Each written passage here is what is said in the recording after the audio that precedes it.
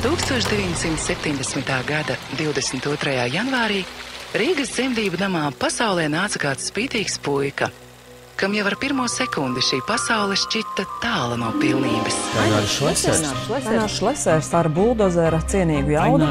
Ainārs Šlesers paziņojis par atgriešanos politikā. Gāze jau grīdā, vēl pirms atskanējis sacensību starta šāviens. Ainārs Šlesers pieteicies premjera amatam.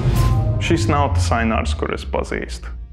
Ejot caur dzīvi, cilvēkiem ir dažādi uzskati par Aināru, bet jums nav ne mazākās nojausmas, kas viņš patiesībā ir. Ģimene ir Aināra vislielākā motivācija. Tas laiks ārpus politikas ir atļāvis Aināram izveidot dziļākas attiecības ar ģimeni.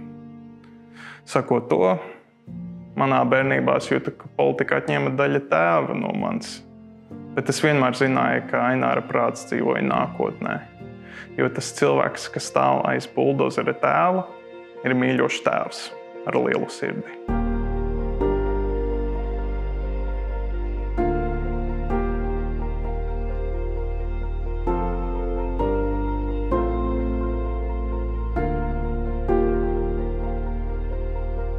Tagu roku pacēl šitā, čau!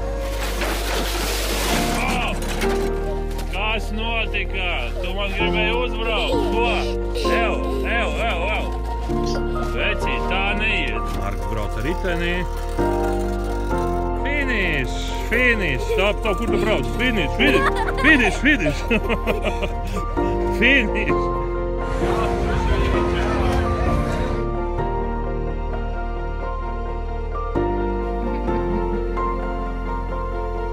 Elizabete piecēlās kājās.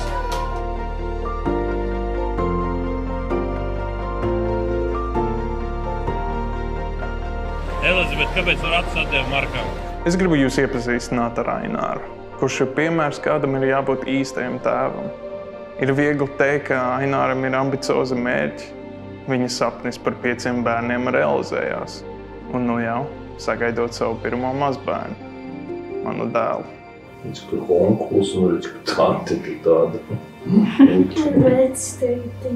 Ģimene sākās tajā brīdī, kad piedzimst bērni.